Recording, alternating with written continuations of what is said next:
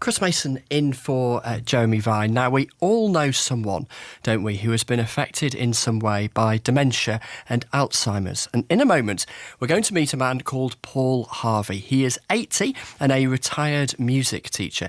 His party trick is this. You can give him 4 notes and he will spontaneously turn them into a tune on the piano. And despite losing his memory, he retains his ability for improvisation. In September, a video of Paul sat at his piano performing his party trick went viral on social media. F natural, A, D, B natural. There's your 4 notes. Do, do, do, do.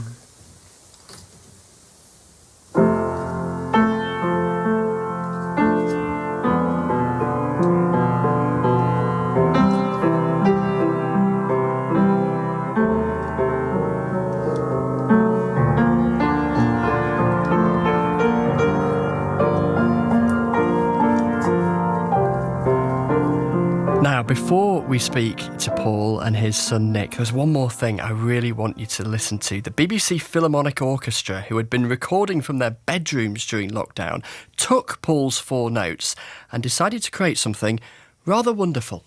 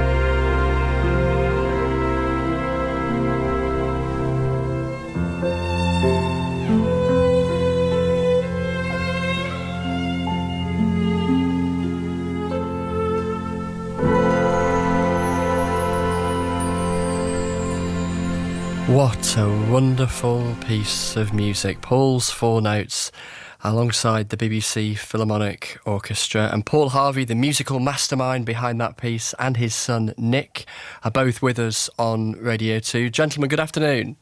Good afternoon. Hi, Chris. Hello. Paul, what an extraordinary year you've had. Yes, it's a bit frightening, isn't it? Really, you know. Yeah, it's been an amazing year, you know, and I've been around for a long time, but I've had to wait till my 82nd year before I become famous, which I think is amazing. And reflect for me, Paul, at what is at the heart of this, which is the power of music, the enduring power of music in the mind when other aspects of the mind might be in decline. Music just it continues where the printed word stops. I've said this before, and that's that's the reason it just carries on. It says things that we can't say with the printed word. Nick, let's bring in a proud son. There's plenty you must be able to say in the spoken word about your dad, and then these last few months.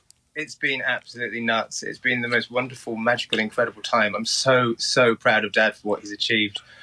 So not only did the BBC Philharmonic record that piece, but it was also released for charity, and it's raised more than £1 million for the Alzheimer's Society and Music for Dementia. It's just been a win-win for everybody.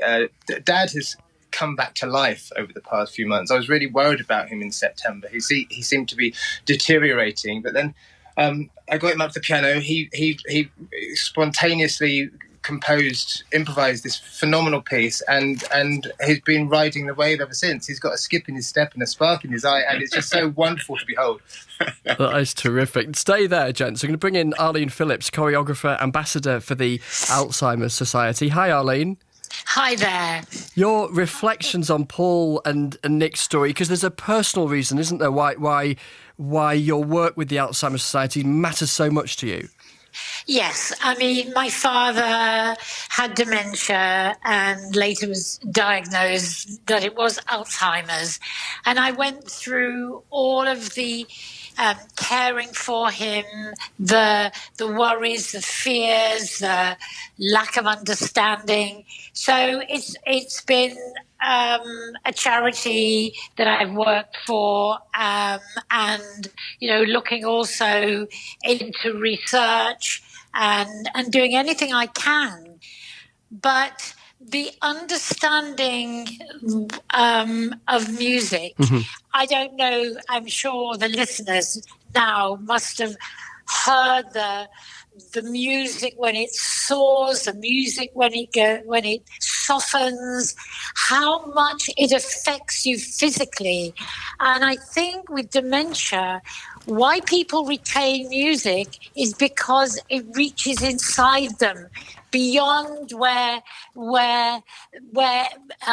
memory even goes, and clings on, and so instantly you feel deeply. Yeah, somehow it's locked up in some file in our minds, but not just, as you say, a dusty, dry file, something that can trigger a range of emotions, but crucially is still there when perhaps other memories are fading. Absolutely. And I know with my father, I would put music on because we grew up listening to the great classical ballets, classical music. That was my father's passion and loved it. So I'm somebody that can easily hear a piece of music and tears form without my even planning that they would. And I think what we have been given by these 4 notes is something that will reach into people's hearts, their minds, and not only help people with dementia, but also for those who are caring for people with dementia, which, believe me, isn't an easy task. But you realise there's hope, and hope is the most important word we can cling on to. And this, with the music, gives us hope. There's a way to find, how do we get inside people who maybe have forgotten many things, but they're triggered by music? Let's look at a way that this can help for everyone. Paul, Arlene gets to the essence of it there, doesn't she? The importance of hope, and you bear witness to that. Yes, I do, really. Yes, that's absolutely true. I since all this has happened, I feel very positive about everything, and with all due respect, it's kept me going, and it's been an exciting ride. It really has. Well, Arlene's right, though. I've noticed with Dad that the right piece of music at the right time can be transformational. Not just if Dad plays it, but if Dad listens to it. Something that really connects with his past music that has resonated with him in the past. It's like a shot in the arm. So your music is an immensely powerful tool. You don't have to be a virtuosic pianist or composer like Dad to get the full benefits of music. And Nick, any plans for you and your dad for 2021? I guess it's global domination after the last few months. We've got a few stadium tours lined up. We're doing Madison Square Garden in February, aren't we, Dad? I didn't know about this. Well, it's wonderful to talk to you, and such an uplifting story in what has been such a difficult year for so many people. Paul Harvey there, his son Nick, and you heard Arlene Phillips, the choreographer and ambassador for the Alzheimer's Society.